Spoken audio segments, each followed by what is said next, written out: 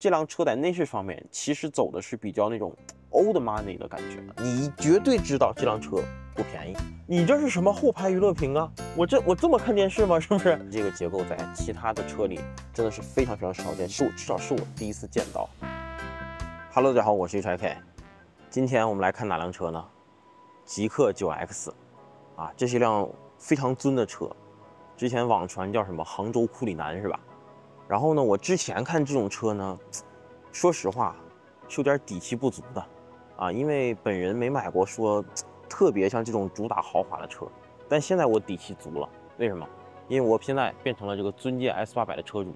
啊，所以我们今天就来看看这个杭州库里南极氪 9X， 它从外到内，尤其是里面到底够不够豪华，够不够奢侈。首先来简单过一下外观吧，因为这辆车的外观其实早就公布了，实际看上去给人的气场依旧是非常足的。这个气场或者说整个外观的奢华豪华来源于哪儿呢？其实就是一些设计元素，比如说这个 SUV 里可能是面积最大的格栅，包括这个棱角分明的行车灯，然后你到侧面你会发现22寸极其夸张的轮毂，然后包括整个侧面比较平滑的一些设计线条，再包括这个星钻式的这些灯，整个这些元素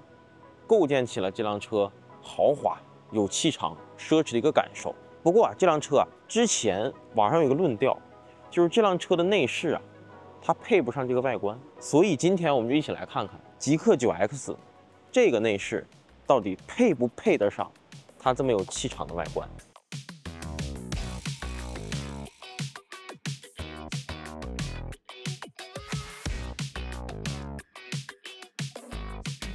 首先刚进来是能够感受到整车内饰的质感是非常好的，无论是中控的这个扶手箱，还是门板，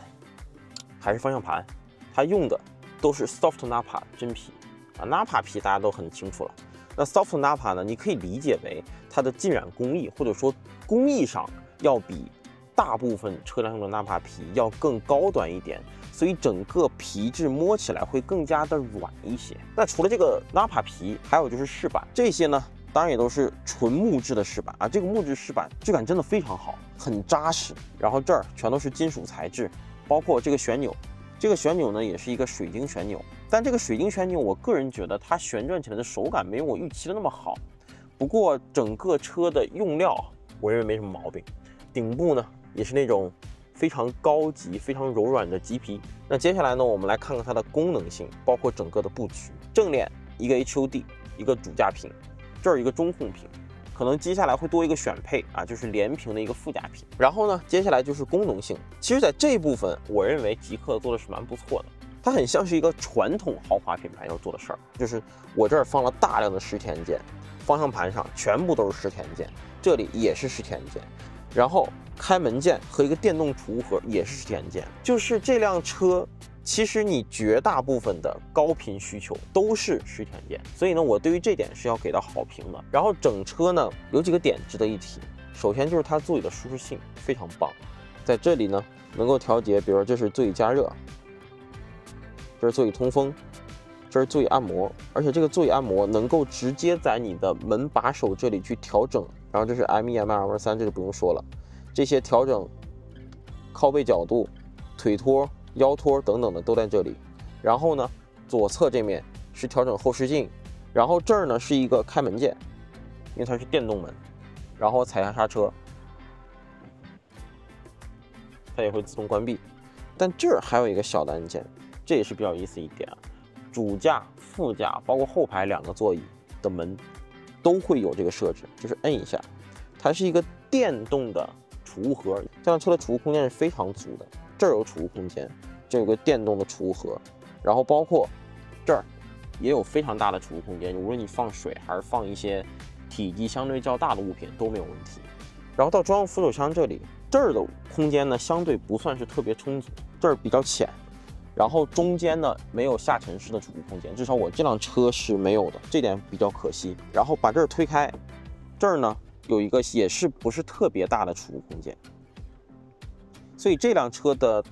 至少我坐上来，大部分的储物空间都集中在你的左手边，啊，中央扶手这边的储物空间并不是特别的优秀。整车我觉得它的设计语言还是相对来说比较复杂的，给我的感觉这辆车在内饰方面其实走的是比较那种 old money 的感觉。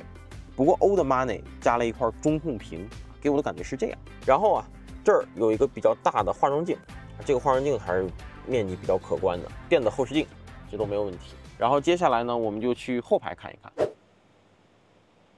哇，这个后排开门角度是真的大，这点在我来看是非常非常加分的一点，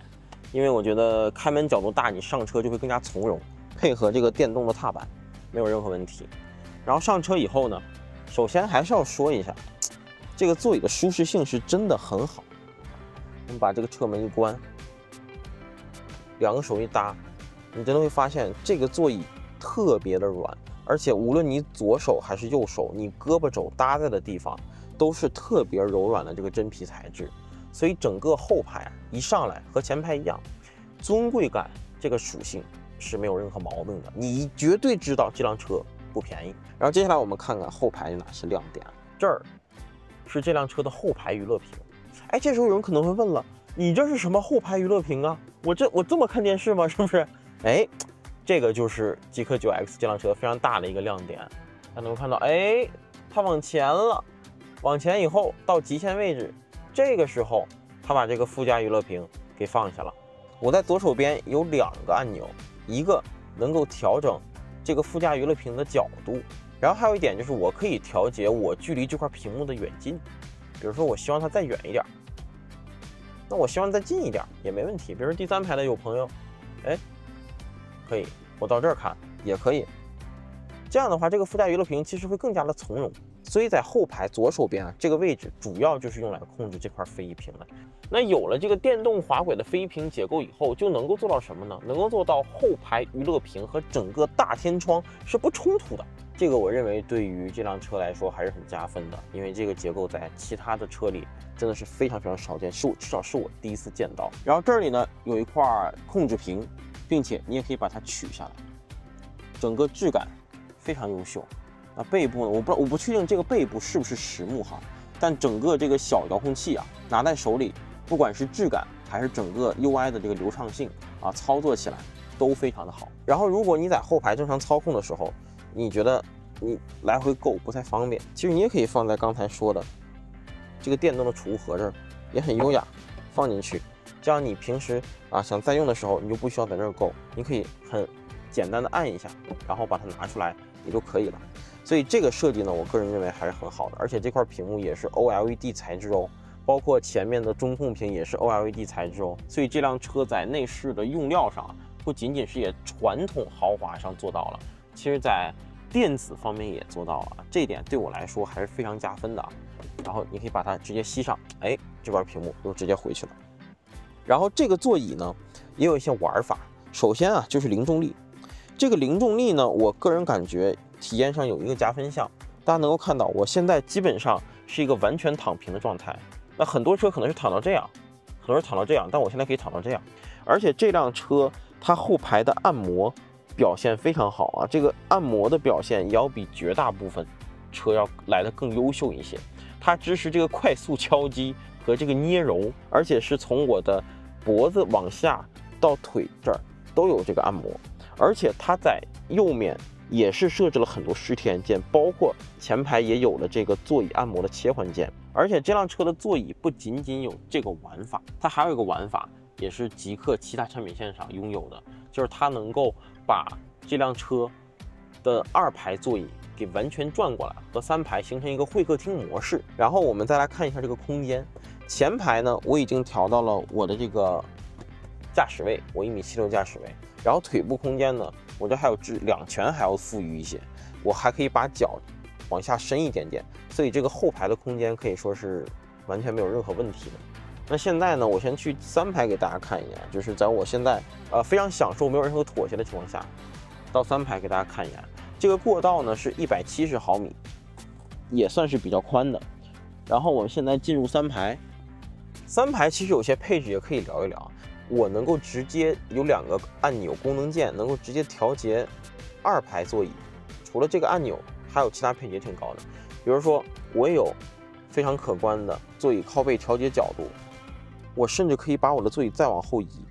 现在我这个座椅往后移到最后，我在2排没有舒适性妥协的情况下，我还有1拳的这个距离，而且我腿还能伸进去，所以整个3排的现在的空间，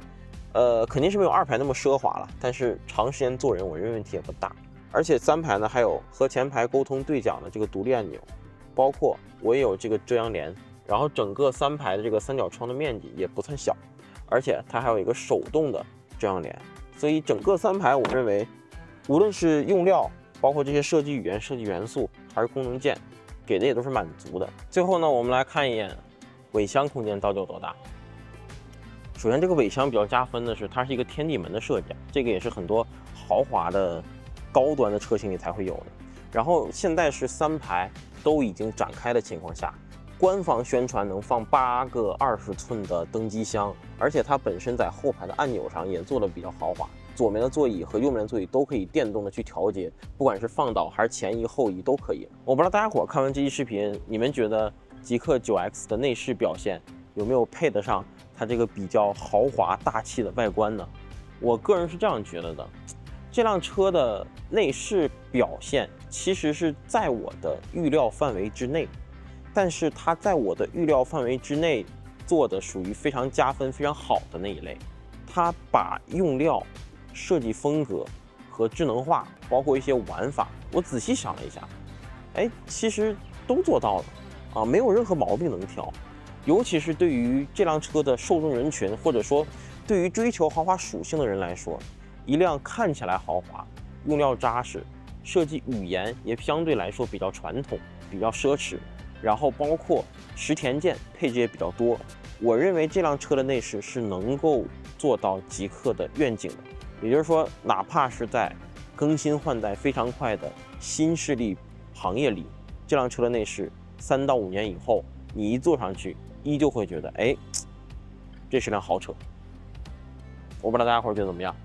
那本期视频的交流就这么多。如果喜欢本期视频的话，请要点赞、评论、投转发。我是 JK， 我们下期视频见，祝好运，拜拜。